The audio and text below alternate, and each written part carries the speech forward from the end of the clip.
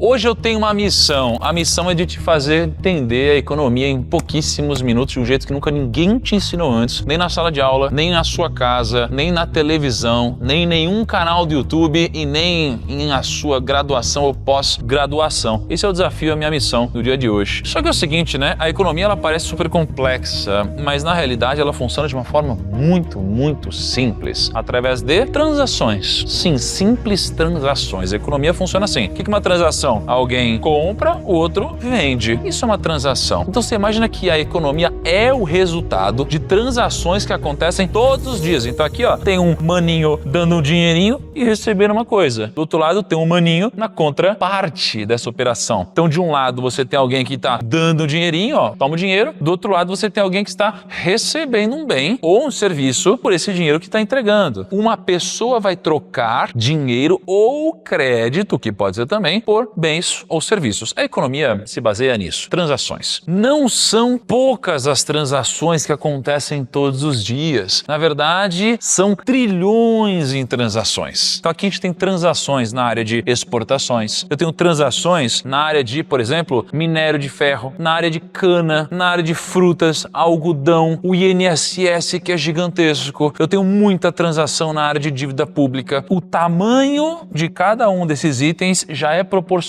ao volume de transações na economia. E no final das contas, essa daqui é a engrenagem da economia. Todas as pessoas que compram e vendem dentro de cada um desses segmentos formam, então, a nossa economia. Só que tem 4 agentes que transacionam. Primeiro a gente tem as pessoas, sou eu e você, né? Você vai lá na padaria, você é uma pessoa e comprou um pão na chapa. Você é uma pessoa transacionando. Mas quem que tá do outro lado? Uma empresa. Tem a padoca que tá lá te vendendo esse pingadinho com um pão na chapa, com requeijão na entrada. Então são sempre uma dessas 4 figuras. O governo, ele é o maior gastador. Só que o governo, ele é composto de 2 figuras. Ele tem o governo central e tem o banco central. Então são 2 opções. Quando a gente olha então para o governo central ele vai arrecadar imposto, aí eles vão planejar o quanto eles vão gastar e aí eles vão tomar decisões que são políticas. Do outro lado tem o banco central. O que o banco central vai fazer? Ele vai controlar a quantidade de dinheiro na economia. Só que a quantidade de dinheiro em circulação na economia é quebrada em 4 categorias. Primeiro é a categoria M1, que é essa de azul um pouquinho mais escuro aqui embaixo, tá vendo? É basicamente o dinheiro em espécie e o depósito à vista. Então tudo que está embaixo do colchão é o dinheiro em espécie. Tudo que é o depósito à vista, ele está ali líquido, então ele está para ser usado muito rapidamente. É a menor parte da economia, tá vendo? O dinheiro M2 é basicamente a poupança e os depósitos até 2 anos. Então ainda assim é o dinheiro de curto prazo. É o que está para ser usado rapidamente também. A poupança tira a qualquer momento, mas que tem um pênalti ali no rendimento. E os depósitos até 2 anos se resgata rapidamente. É uma parte relevante, é esse azul claro aqui. O M3 já são os fundos de renda fixa e os títulos privados. O que é um título privado? É, por exemplo, uma debenture, é também um CDB, é tudo que não é um tesouro, é tudo que não é um título público, basicamente. Também é uma quantidade muito relevante. E quando você olha para o M4 são os títulos públicos do Tesouro em poder do público. Só que todos eles são acumulados, tá? Então, se eu chego e falo do M1, é só aqui esse azul escuro. Se eu falo do M2, ele está somando tudo que vem até aqui. O M3, ele é tudo que vem daqui até o M3. E o M4 é a soma de tudo, incluindo os títulos públicos em poder do público, em nosso poder. E o M4 hoje está em 14,8 bilhões vezes 1000, né? Então, na verdade, são 14,8 trilhões o M4. E se esse volume de dinheiro que está disponível no país, ele cresce mais rápido do que a produção da economia, a gente vai criar inflação. Mas vamos para alguns exemplos reais. Em 64 depois de Cristo, a gente está em Roma. Conhece Roma? Na Itália, Coliseu. E ali você tem Nero como imperador da época. Nero, ele era meio gastão, então ele queria gastar com a economia, ele queria investir até de certa forma com a economia. Só que a moeda da época se chamava denário. E essa moeda era feita de prata. E como essa moeda era feita de prata, ele queria ter mais dinheiro para gastar e ele teve uma brilhante ideia. Olha como o Nero era visionário. Ele pensou, e se eu reduzir o teor de prata do denário e fabricar mais moedas? Assim ele fez, só que de uma forma sutil. Então ele pegou uma moeda que tinha 98% de prata e reduziu para 93% de prata. Quem ia perceber? Só que outros imperadores gostaram da ideia também. Falaram, caramba, esse Nero aí é muito visionário. Então depois dele veio o Marco Aurélio, que reduziu o teor de prata para 79% na mesma moeda. Aí veio o Cômodo, que reduziu o teor de prata para 74%. Depois veio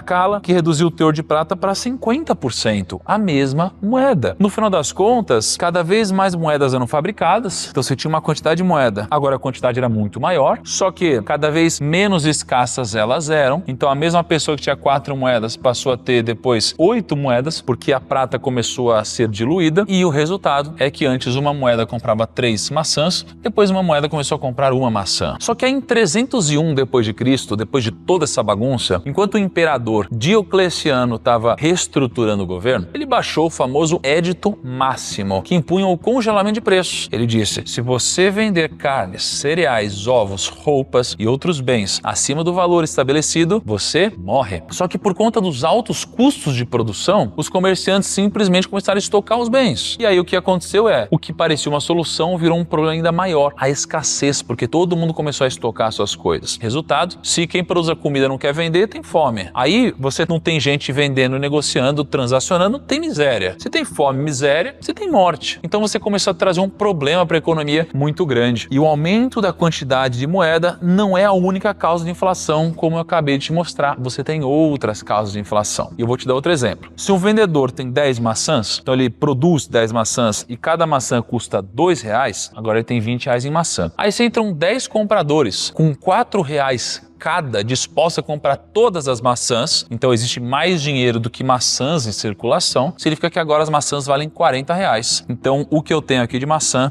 agora vale 40. Então tem uma inflação. Só que quando a gente fala de inflação tem 4 tipos. Você tem a inflação de demanda, que é quando a procura é muito maior que a oferta, então é quando você tem mais competição pelo mesmo produto, por exemplo, a maçã aqui. Aí você tem a inflação de custo, que é quando aumenta o custo da matéria-prima. Então imagina assim, o látex fica mais caro, para você extrair o látex fica mais caro, logo o pneu fica mais caro, logo o carro vai ficar mais caro na ponta. Terceiro tipo de inflação, expansão monetária, como Roma. Quando você começa a aumentar a oferta de moeda na economia, você tem mais dinheiro para a mesma quantidade de dinheiro ou bens em circulação, né, digamos assim, de valor, e aí significa que tudo acaba subindo de preço, porque tem mais moeda em circulação. Quarto tipo de inflação é a inercial, ou seja, os preços sobem porque todos esperam que ele vai subir. Então tem aqui o seu João ele tem uma pizzaria, se sobe o preço do aluguel dele, ele aumenta o preço da pizza. Só que aí se ele acha que o preço vai subir de novo do aluguel, ele acaba já subindo o preço da pizza. Então é meio que essa profecia autorrealizável de você saber que todo ano tem reajuste, então você já vai subir no preço. Então a subida nos preços e a diminuição no poder de compra significam inflação. E a verdade é que ninguém gosta de inflação. E por isso existe um órgão no Brasil que define a meta da inflação do Brasil. E basicamente o nome desse órgão é CMN, Conselho Monetário Nacional. O CMN é quem define as metas de inflação e o Banco Central ajusta a taxa de juros para tentar cumprir essa meta. Só que a CMN tem uma meta de inflação, que nesse caso seria 3%, e ela tem o teto da meta e o piso da meta. Então, quando a meta é 3%, eu teria aqui o piso da meta, que seria 1,5%, eu teria o teto da meta, que seria 4,5%. Então, tenho sempre uma margem para cima e para baixo. E hoje, a projeção do mercado para a inflação é de 4,85%, que é acima, inclusive, do teto da inflação. E parece que a gente não vai bater a meta, não. Mas essa não seria a primeira vez que a gente não vai bater a meta. Porque, no final das contas, aqui você tem a meta em cinza, tá vendo? E aí você tem as bandas, a banda superior e inferior aqui. E essa linha laranja é a inflação que de fato aconteceu. Ó, às vezes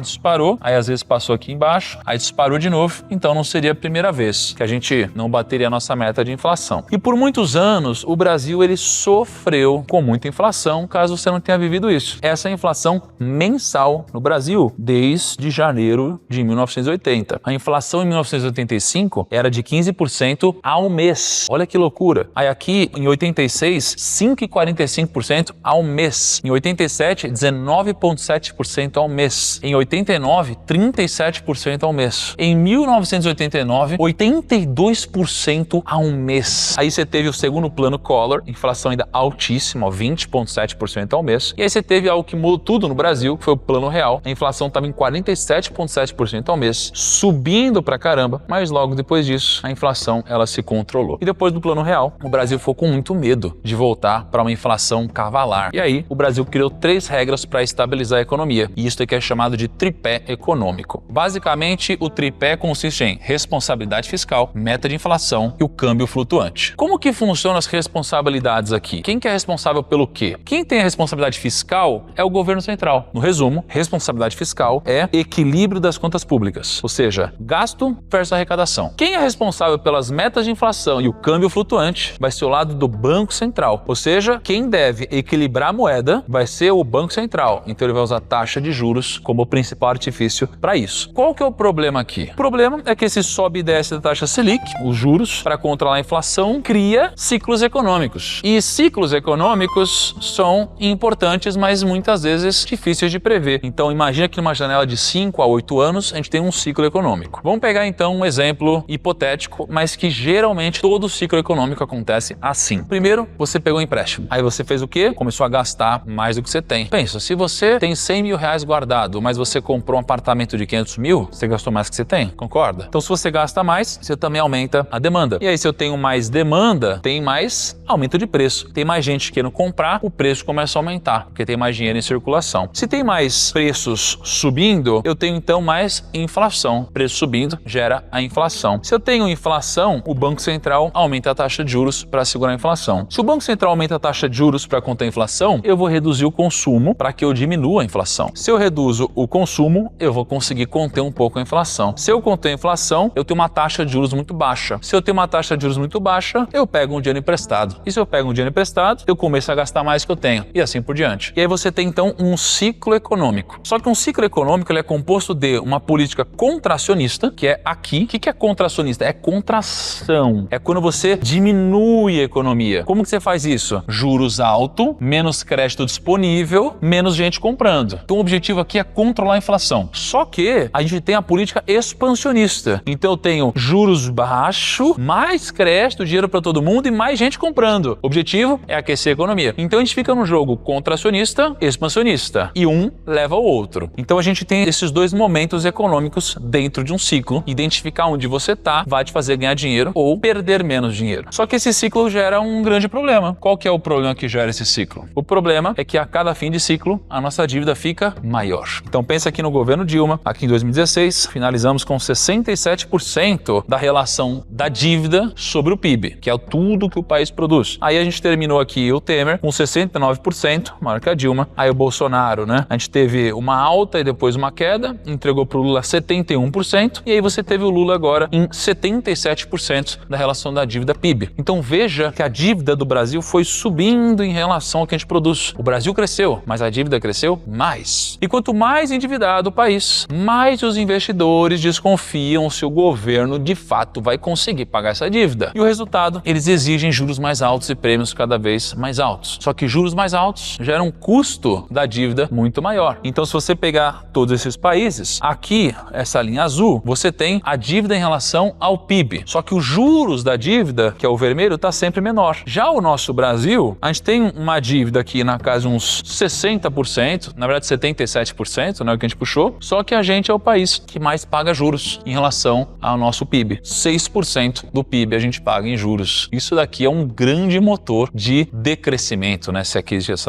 esse conceito. Então o Brasil é o país que mais paga juros de dívida no mundo. Então juros mais altos, custo da dívida maior, dívida crescente, juros mais altos, círculo vicioso. Só que aí é o seguinte, você pode ser vítima do sistema ou você pode ganhar dinheiro com ele. Como você pode fazer isso? Fazendo esses juros trabalhar a seu favor e não contra você. E como que você faz isso? Investindo. Do jeito correto, no lugar correto, no time correto. Aqui é um exemplo, né? Na Finclass, que é a nossa plataforma de educação financeira e a maior plataforma de educação financeira do mundo. Você tem carteiras recomendadas, onde você pode aprender a estudar ou você pode simplesmente replicar uma carteira recomendada. E a boa notícia é que existe o Dia da Independência Financeira da Finclass, que vai ser agora no dia 24 de setembro. Você vai poder assinar a maior plataforma de educação financeira do Brasil com 50% de desconto. Mais de 70 cursos cinematográficos com carteiras recomendadas e uma comunidade de mais de 150 mil pessoas querendo a mesma coisa, evoluir e chegar no próximo nível. E durante um único dia, você vai poder acessar tudo isso com 50% de desconto por 30 e pouquinhos reais por mês. É um valor irrisório perto do quanto vale mudar a sua vida. Não deixe de mandar esse vídeo para outras pessoas que também devem entender economia rapidamente, tá bom? Manda para todo mundo, um grande abraço, até o próximo vídeo e tchau!